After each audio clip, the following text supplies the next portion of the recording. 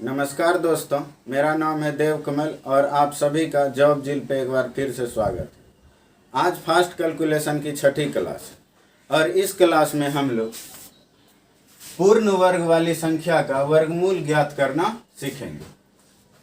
अगर आप लोगों को किसी भी ऐसी संख्या का वर्गमूल जानना हो जो पूर्ण वर्ग वाली संख्या है, तो इसके लिए आप लोगों को कम से कम 1 से 50 तक का वर्ग याद होना ही चाहिए। मैंने यहाँ पे 21 से 50 तक का वर्ग लिख रखा है और मैं आशा करता हूँ कि आप लोगों को 1 से 20 तक का वर्ग याद ही होगा। और अगर नहीं भी याद है तो आप लोग 1 से 50 तक का वर्ग जरूर याद कर लेंगे, क्योंकि किसी भी कॉम्पिटिटिव एग्जाम में अगर आप चाहते हैं कि मेरी कैलकुलेशन फास्ट हो, तो आपको कम से कम 1 से 50 तक का वर्ग, 1 से 20 तक का घन यानी क्यूब याद रखना ही होगा। तो चलिए अब हम लोग देखते हैं कि किसी भी संख्या का वर्गमूल ज्ञात करने के लिए ऐसी क्या क्या चीज़ें ध्यान में रख सकते हैं जिससे हम किसी भी संख्या का वर्गमूल जल्दी से जल्दी निकाल सकते हैं। जैसे यहाँ पे मैंने कुछ संख्याएं लिख रखी। अब इसका वर्गमूल निकालने से पहले आप लोग कुछ बातों को देखें। जैसे मान लीजिए x कोई संख्या है और x का इकाई अंक हम लोगों को देखना है। x का इकाई अंक, इकाई अंक का मतलब यूनिट डिजिट, यूनिट डिजिट। तो मान लेते हैं कि x जो भी संख्या होगी उसके इकाई अंक के स्थान पे या तो 0 होगा या 1 होगा या 2 होगा या 3 होगा, 4 हो सकता है, 5, 6, 7, 8 या 9। इसके अलावे कोई और ऐसा डिजिट तो है नहीं जो किसी भी संख्या के यूनिट डिजिट के स्थान पे हो सकता है। अब हम लोग देखते हैं कि x स्क्वायर का इकाई अंक क्या हो सकता है। x स्क्वायर का इकाई अंक। अब अगर कोई भी संख्या है और उसके लास्ट में 0 है, तो अगर आप उसका वर्ग करेंगे, जैसे मान लीजिए 10 है, अगर इसका वर्ग करेंगे तो 100, तो इकाई अंक के स्थान पे क्या आया? 0। अगर मान लीजिए 20 है, इसका वर्ग करेंगे तो 400, और तो इकाई अंक के स्थान पर फिर से 0 है। यानी कोई भी ऐसी संख्या हो जिसके इकाई अंक के स्थान पर 0 हो, तो हम लोग जब उसका वर्ग करेंगे तो हम लोग क्या देखेंगे कि उसके भी इकाई अंक के स्थान पर 0 ही आता है। अब मान लेते हैं कोई ऐसी संख्या है जिसके इकाई अंक के स्थान पर 1 है, तो हम लोग जब उसका स्क्वायर करेंगे तो कि जैसे मान लीजिए 1 का स्क्वायर करते हैं तो 1 इकाई अंक के स्थान पर 1 है। अगर 11 का स्क्वायर करते हैं तो 121, यहाँ भी इकाई अंक के स्थान पर 1 है। अगर 21 का स्क्वायर करते हैं 441, यहाँ भी इकाई अंक के स्थान पर 1 है। तो आप देखेंगे कि ऐसी कोई भी संख्या हो जिसके इकाई अंक के स्थान पर 1 हो और अगर हम उसका स्क्वायर करते हैं तो उसके इकाई अंक के स्थान पर भी 1 ही आता है। इसी तरह से किसी ऐसी संख्या का स्क्वायर करना है जिसके इकाई अंक के स्थान पर 2 हो, तो उसके वर्ग के इकाई स्थान पे 4 आएगा। आप करके देख सकते हैं, चाहे 12 हो, चाहे 22 हो, चाहे 32 हो, आप इसका स्क्वायर करके देखें। 12 का स्क्वायर 144, इकाई अंक के स्थान पर 4। 22 का स्क्वायर 484, इकाई अंक के स्थान पर 4। 32 का स्क्वायर 1024, इकाई अंक के स्थान पर 4। तो हम लोग कोई भी ऐसी संख्या लेंगे जिसके इकाई अंक के स्थान पर 2 होगा और उसका वर्ग करेंगे तो उसका वर्ग का इकाई अंक 4 होगा। इसी तरह से जब इकाई अंक 3 वाली कोई संख्या लेते हैं और इसका वर्ग करते हैं तो वर्ग के इकाई अंक में 9 आता है। जब हम 4 वाली संख्या लेंगे तो उसके वर्ग के इकाई अंक के स्थान पर 6 आएगा। जब हम 5 वाली संख्या लेंगे तो इकाई अंक के स्थान पर 5 ही आएगा। 6 वाले में 6 आएगा, 7 वाले में 9 आएगा, 8 वाले में 8 8 64 4 आएगा, और 9 वाले में फिर से 1 आएगा। तो आप लोगों ने क्या देखा यहाँ पे कि चाहे कोई भी संख्या हो, इकाई के स्थान पर 0 से लेकर 9 तक कोई भी अंक हो, और अगर हम उसका वर्ग करते हैं तो कभी भी वर्ग का इकाई अंक ना तो 2 होता है, ना ही 3 होता है, ना ही 7 होता है, और ना ही 8 होता है। ये चारों संख्याएं कभी भी इकाई अंक के किसी भी वर्ग के इकाई के स्थान पर नहीं हो सकती। इसका मतलब है अगर कोई भी ऐसी संख्या है जिसका वर्गमूल निकालना है और उसके इकाई अंक के स्थान पर आपको 2, 3, 7 या 8 दिख जाए तो आप समझ जाएंगे ये परफेक्ट स्क्वायर नहीं है, इसका वर्गमूल दशमलव में निकलेगा। अब आप लोगों ने क्या देखा कि अगर किसी संख्या के वर्ग के स्थान पर 0 हो, x स्क्वायर का इकाई अंक, तो 0 अगर किसी भी संख्या के वर्ग का इकाई अंक 0 होता है तो उसके वर्गमूल का यानी x स्क्वायर के वर्गमूल का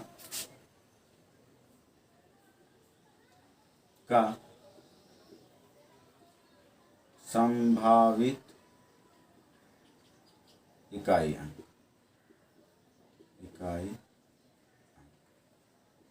0 है, तो इसमें संभावित तो नहीं है, ये श्योर है कि 0 ही होगा।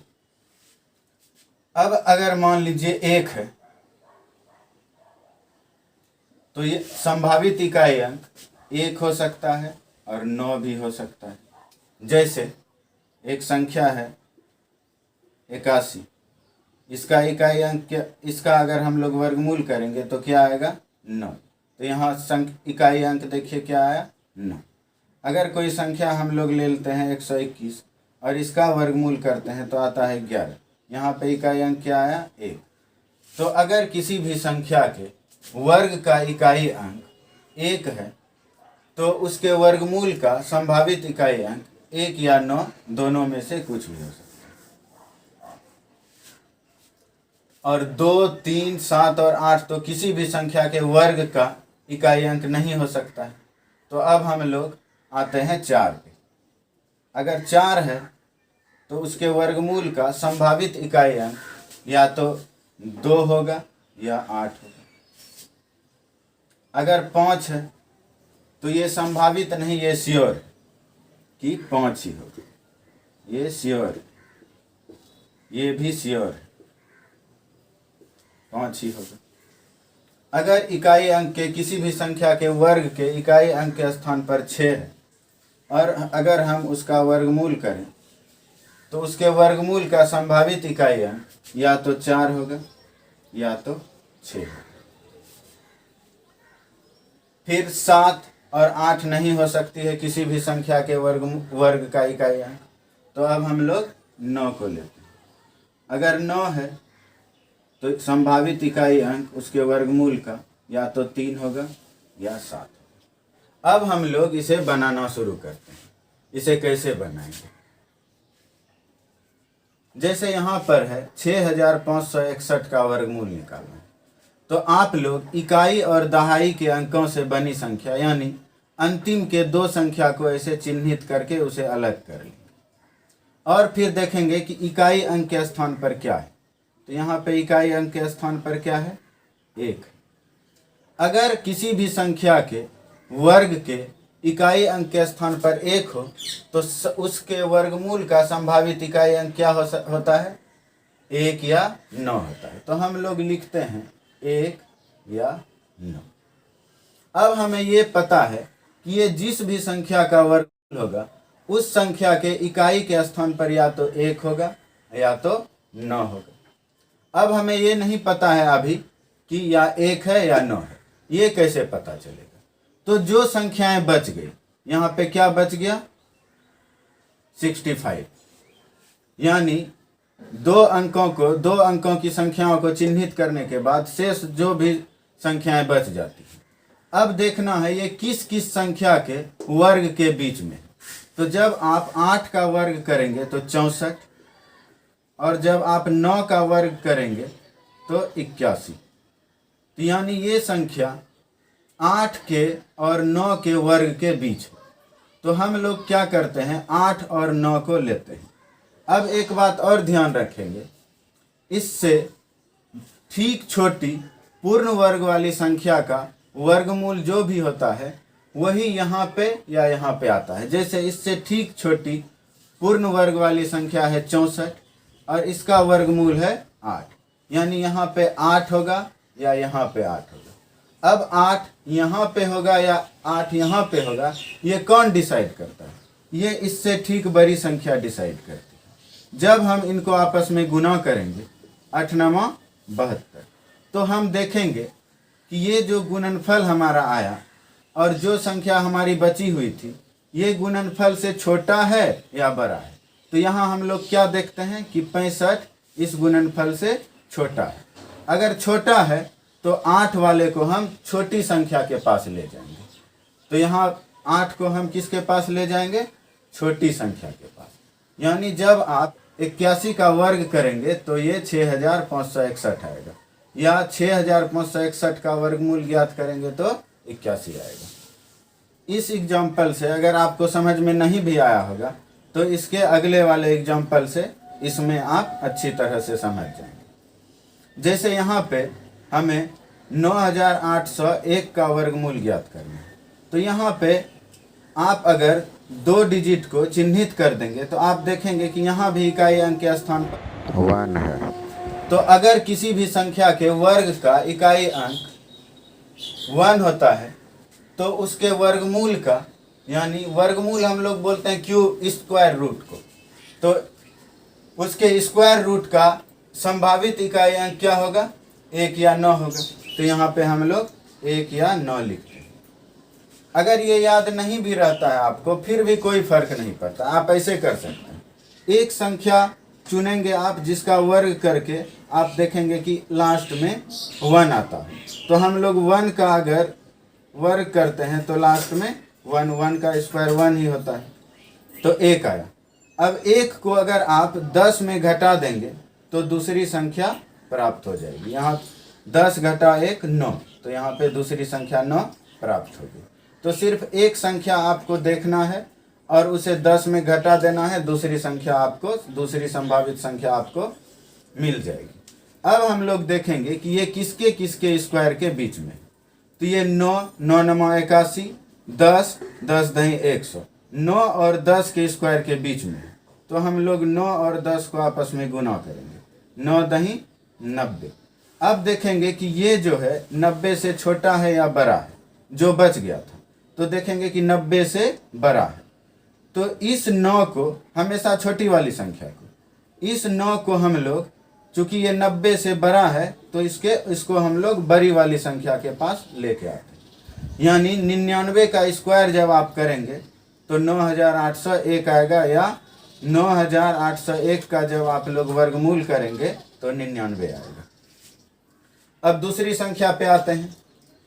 यहाँ पे 2 अंकों से बनी संख्या क्या है? 84, अंतिम 2 अंकों से बनी संख्या। तो इसको हम लोगों ने चिन्हित कर लिया। अब इसके इकाई अंक के स्थान पर क्या है? 4। तो एक संख्या ढूंढिए जिसका वर्ग करने पे इकाई अंक के स्थान पे 4 आता है।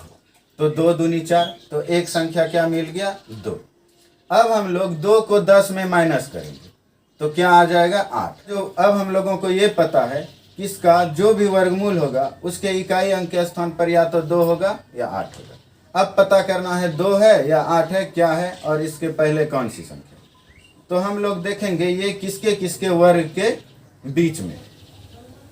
तो आप लोग जब 17 का वर्ग करेंगे तो क्या देखेंगे कि 289 आता है। 17 का स्क्वायर आप लोगों को याद होगा 289, और 18 का स्क्वायर करेंगे 324। तो देखिए ये 289 और 324 के बीच है। अब हम लोगों को 17 और 18 को गुना करना है। 17 और 18 को गुना करते हैं। अब एक बात और आप ध्यान में रखेंगे, कभी भी अगर आपको 2 क्रमागत संख्याओं को गुना करना हो अगर आपको दोनों में से किसी का भी वर्ग पता हो या याद हो तो आप लोग क्या करेंगे, अगर छोटी संख्या का वर्ग पता है तो छोटी संख्या के वर्ग में छोटी संख्या को जोड़ देंगे। अगर बड़ी संख्या का वर्ग पता है तो बड़ी संख्या के वर्ग में बड़ी संख्या को घटा दें। ऐसा क्यों होता है देखिए, जैसे मान लीजिए हम लोग 17 और 18 को ही ले लें। इसको हम लोग क्या लिख सकते हैं, 17 गुने 17 और 18 को क्या लिख सकते हैं, 17 जोड़ 1, ऐसा लिख सकते हैं। अगर हम लोग इसे डिस्ट्रीब्यूट करें तो 17 गुना 17, 17 का स्क्वायर 289, और फिर अगर 17 प्लस है तो प्लस, और 17 को 1 से गुना करेंगे तो 17। तो क्या आया, छोटी संख्या का वर्ग प्लस छोटी संख्या। 9 7 16 6 बचा 1, 9 1 8 1 9 1 10 बचा 1 2 1 3, यहाँ पे आ गया 306। लेकिन इसको आप ऐसे भी, अगर आपको बड़ी संख्या का वर्ग पता था तो आप 17 गुना 18 को आप ऐसे लिख सकते थे 18 गुने 17, और इसको आप लोग लिख सकते हैं 18 गुने 18 घटा 1। 17 को आप लिख सकते हैं 18 घटा 1, 18 माइनस 1। अब हम लोग जब गुना करेंगे तो 18 गुना 18, 18 का स्क्वायर 324, और यहाँ पे माइनस है तो माइनस 18 गुना 1 18। जब इसे भी आप घटाएंगे तो ये भी 306 आएगा। अब हम लोग जब 17 गुना 18 करते हैं तो गुणनफल क्या आता है, 306। अब हम लोग क्या देखते हैं, 306 से ये बची हुई संख्या छोटी है, और अगर छोटी है तो 17 को हम लोग छोटे वाले के पास ले जाएंगे। इसका मतलब है 29,584 का वर्गमूल 172 है। अब हम लोग अगली संख्या को देखते हैं, ये इसका आंसर। अब यहाँ भी अंतिम 2 अंकों को आप चिन्हित कर लेंगे। यहाँ पे इकाई अंक क्या है, 6 है, तो संभावित इकाई अंक देखना है। तो संभावित इकाई अंक के लिए आप कोई ऐसी संख्या ढूंढिए, जैसे 4 चौक 16, एक संख्या मिला आपको 4, तो दूसरी संख्या को प्राप्त करने के लिए 4 को 10 में घटा दीजिए, तो 10 में 4 को घटाएंगे 6, यानी संभावित इकाई अंक इसके वर्गमूल का हमें प्राप्त हो गया। अब देखना है कि 501 किसके किसके बीच आता है। तो जब आप देखेंगे 22 का स्क्वायर, देखिए 22 का स्क्वायर जब यहाँ पे लिखा हुआ है, 22 का स्क्वायर देखेंगे 484, और 23 का स्क्वायर देखेंगे 529, यानी ये 501 484 और 529 के बीच में है, यानी 22 और 23 के स्क्वायर के बीच में है। तो हम लोग 22 गुना 23 करेंगे। अभी हम लोगों ने क्या देखा, 2 क्रमागत संख्या को जब भी गुना करना होता है तो छोटी संख्या के वर्ग में छोटी संख्या को जोड़ते हैं, या बड़ी संख्या के वर्ग में बड़ी संख्या को घटाते हैं। तो यहाँ पे छोटी संख्या का वर्ग 484, और 484 में 22 को जोड़ देंगे। 4 2 6, 8 2 10 का 0, 0 बचा 1, 4 1 5। तो यहाँ पे क्या आया, इसका गुणनफल 506। तो देखेंगे ये जो है 506 इससे बड़ा है या छोटा है, मतलब ये संख्या हमारा 506 से क्या है, छोटा है, जो संख्या बचा हुआ था। तो 22 को हम छोटी संख्या के पास ले जाएंगे, यानी 224। तो जब आप इसका वर्गमूल करेंगे तो कितना आएगा, 224 आएगा। इसका वर्गमूल करके आप देख सकते हैं। अब जैसे एक संख्या है 140625, इसका हमें वर्गमूल निकालना है। ये थोड़ी बड़ी संख्या है लेकिन कोई बात नहीं। हम लोग जैसे यहाँ पे 5 वाला आया, तो देखिए जैसे सिर्फ 625 को लेते हैं हम लोग कि 625 का वर्गमूल निकाल, तो यहाँ पे श्योर है कि 5 अगर इकाई अंक के किसी भी वर्ग के इकाई अंक के स्थान पे अगर 5 है तो उसके वर्गमूल का इकाई अंक 5 ही होगा। तो यहाँ पे कोई संभावना है नहीं।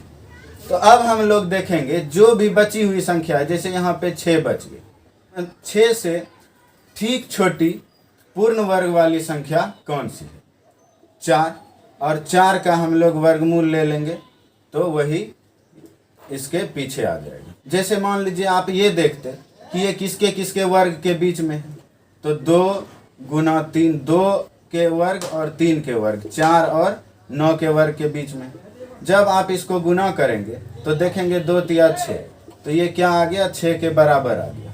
तो जब हमारी बची हुई संख्या गुणनफल से छोटी होती थी तो हम लोग छोटे वाले को छोटे वाले के पास ले जाते थे, और जब बड़ी होती थी तो छोटे वाले को बड़े वाले के पास ले जाते। यहाँ पे कुछ है नहीं, इसलिए ठीक इससे छोटी पूर्ण वर्ग वाली संख्या का वर्गमूल यहाँ पे आ जाता है। तो वही यहाँ पे देखिए, अंतिम 2 अंकों को चिन्हित कर दीजिए। इकाई अंक क्या है, 5 है, तो हम लोग 5 लिख देते हैं। अब क्या बच गया, 1406। अब 1406 यहाँ पे आप देखिए किसके किसके वर्ग के बीच में, तो 37 और 38 के वर्ग के बीच में है। तो हम यहाँ पे 2 संख्या तो है नहीं कि 37 और 38 को गुना करना होगा। इससे ठीक पहले वाली पूर्ण वर्ग वाली संख्या 1369, तो 1369 का वर्गमूल क्या होगा, 37 होगा। तो डायरेक्ट यहाँ पे हम लोग 37 लिख देंगे। यही 375 का जब आप स्क्वायर करेंगे तो आ जाएगा 1,40,625, या 1,40,625 का वर्गमूल करेंगे तो 375 आएगा। अब एक दूसरी संख्या लेते हैं। अब अगर इसका वर्गमूल करना तो अंतिम के 2 अंकों को चिन्हित कर देंगे। इकाई अंक के स्थान पर यहाँ क्या है, 6, तो इसके वर्गमूल का संभावित इकाई अंक क्या होगा, तो 4 चौके 16, 4 का स्क्वायर करते हैं तो लास्ट में 6 आता है। 4 को 10 में घटा दीजिए तो 6, तो या तो 4 होगा या 6 होगा। अब क्या होगा, यहाँ पे देखिए 1324। अब 1324 किसके किसके बीच में, यहाँ पे देखिए 36 के स्क्वायर और 37 के स्क्वायर के बीच में। तो अब हम लोग यहाँ पे 36 गुने 37 करेंगे। आप लोगों को मैंने बताया कि छोटी संख्या का वर्ग 36 का वर्ग क्या होगा, 1296 प्लस छोटी संख्या 36 को जोड़ देंगे। ये गुना ऐसे भी कर सकते हैं, लेकिन ये थोड़ा इजी हो जाता है अगर वर्ग याद है तो। 6 6 12 बचा 1, 9 3 12 1 13 बचा 1, 2 1 3 और 1 32, 1332। तो हम लोग क्या देख रहे हैं, 1332 से ये बची हुई संख्या हमारी छोटी है, तो हम लोग 36 को छोटे वाले के पास ले जाएंगे, यानी यहाँ पे हम लोग 36 को लाएंगे। तो 364 का जब आप वर्ग करेंगे तो 1,32,496 आएगा। अब हम लोग एक और संख्या लेते हैं। जैसे एक संख्या है 2 3 6 9 1, 2,36,196। अब इसको देखना तो देखिए अंतिम 2 डिजिट को चिन्हित कर देंगे। यहाँ पे इकाई अंक क्या है, 6 है, तो संभावित इकाई अंक क्या होगा इसके वर्गमूल का, 4 या 6 होगा।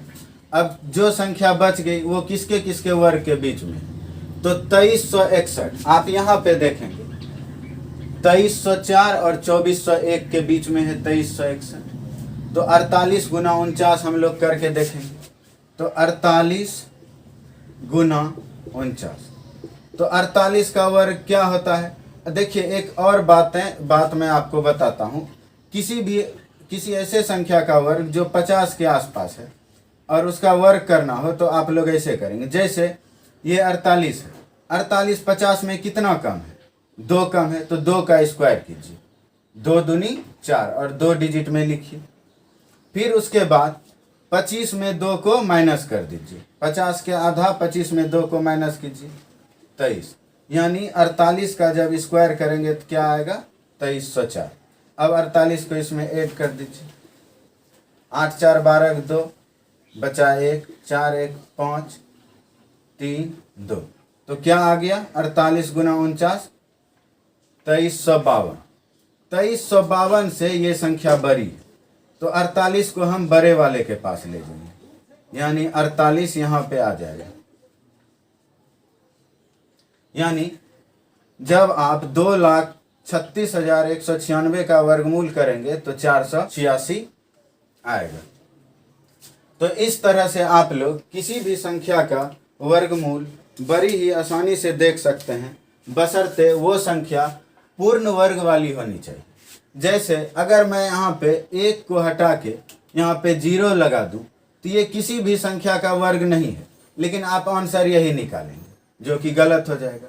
इसलिए जो संख्या पूर्ण वर्ग वाली है, अगर उसका एग्जाम्स में कैसे क्वेश्चन देखने को मिलते हैं, जो पूर्ण वर्ग वाली संख्या, तो जो संख्या पूर्ण वर्ग वाली है उसका वर्गमूल हम लोग इस शॉर्टकट मेथड से कर सकते हैं। तो आज की क्लास में बस इतना ही। आप लोगों को अगर ये वीडियो अच्छा लगा हो तो प्लीज़ वीडियो को लाइक करें, अपने दोस्तों के साथ शेयर करें, और अगर अभी तक आपने हमारे चैनल को सब्सक्राइब नहीं किया है तो प्लीज़ चैनल को सब्सक्राइब कर लें। जब भी आप चैनल को सब्सक्राइब करते हो तो बेल आइकन को दबाना ना भूलें, क्योंकि जब भी हमारी अगली वीडियो अपलोड हो तो उसकी नोटिफिकेशन सबसे पहले आप तक पहुंच सके। धन्यवाद।